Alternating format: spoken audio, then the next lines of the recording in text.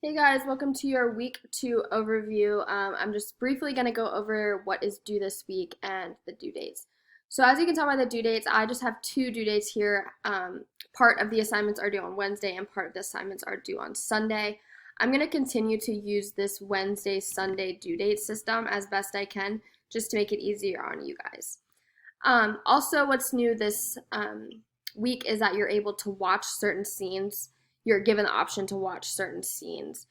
You're more than welcome to still read them, but I do think that the two versions of the play that I have for you guys are really well done, so it won't take away anything from the play if you choose to watch.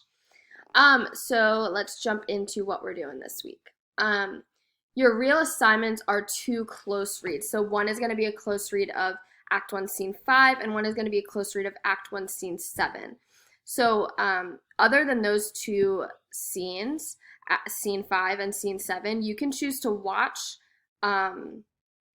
Scene 4, and Scene 6. It's totally up to you, or you can read it all the way through. Again, these are not super long acts, so if you choose to read, it should not take you that long. All right, so first assignment is going to be just to read or watch through Scene 5. Once you're done, you're going to be completing this close read of Scene 5 and doing a Flipgrid response. And then you're going to be viewing my answer key that goes over my close read and my thoughts on Scene 5. The second half of this is to finish the act. So read or watch Scene 6, and then we're going to do our close read of Scene 7, and you're actually going to do a written response for Scene 7 as well, and I'll get to that in just a second.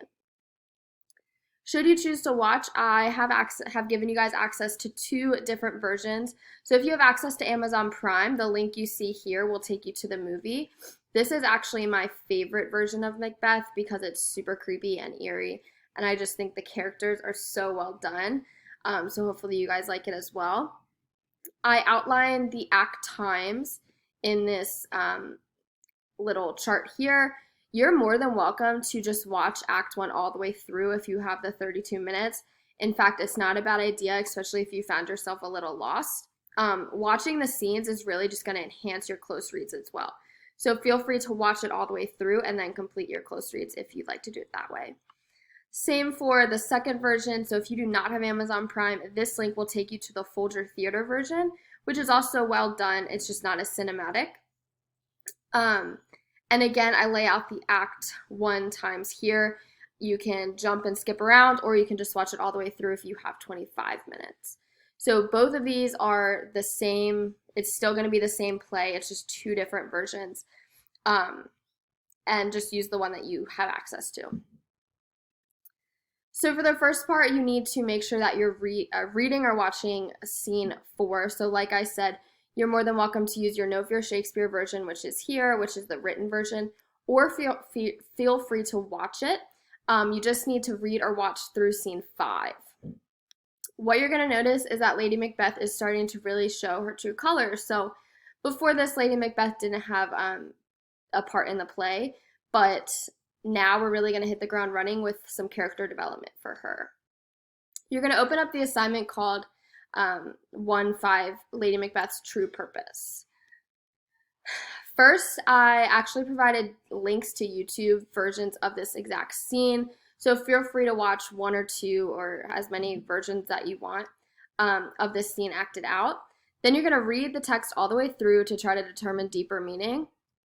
You're going to annotate it to indicate where Shakespeare reveals things about Lady Macbeth, and then you're going to submit that and then review my recap/answer key posted on Schoology as an ed puzzle.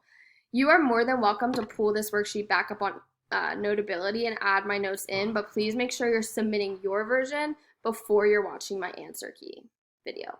So this is what that worksheet looks like.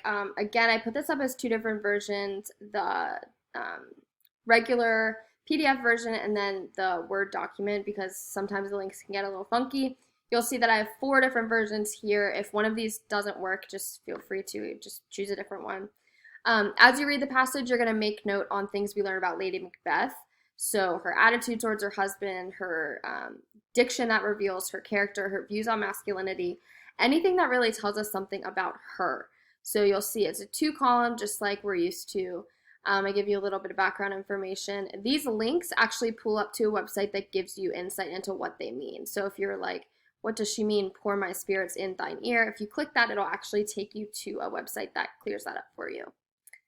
At the very bottom, it is the question you're going to be responding to on the Flipgrid post. So what is your impression of Lady Macbeth's personality?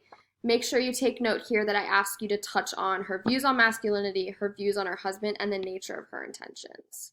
Once you've done that, just a quick reminder that my answer key is on Edpuzzle, so please make sure you watch that. And again, feel free to add any of my notes to your Notability version. As far as the Flipgrid post goes, feel free to watch my Edpuzzle before you do your Flipgrid post if that makes you feel a little more confident in your answer. The Flipgrid is linked here, and then I also put the code here. In your response, make sure you just, again, hit on those 3 points. I would aim for this to be about 2 minutes just to ensure that you're giving me all the information it asks for. Next, after this, you're going to read or watch scene 6 through 7, and then we're going to do our close read on scene 7. So this assignment is called 1-7. Is Lady Macbeth a brilliant rhetorician or just a manipulator? So the process is really easy. First, watch the scenes in the movies. It's actually a really great scene to watch before you read. It really brings the scene to life.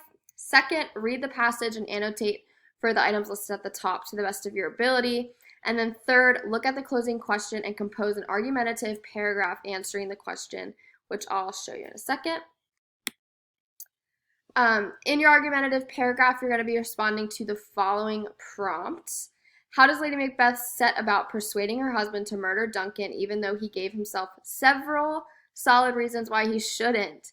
So in your response, I want you to do 2 things. Talk about how she develops ethos, pathos, and logos to try to make him convinced that he should do this deed. And then evaluate whether you think her argument is sound or not. So is this a valid, logical, and credible argument, or do you think she's really being manipulative in the way that she's trying to convince him? As far as formatting, this does not need to be a strict CDW, but you should still have a response to the prompt, 2 quotes, and your commentary analysis. Like I said, this is worth 20 points and will be in your analytical writing category.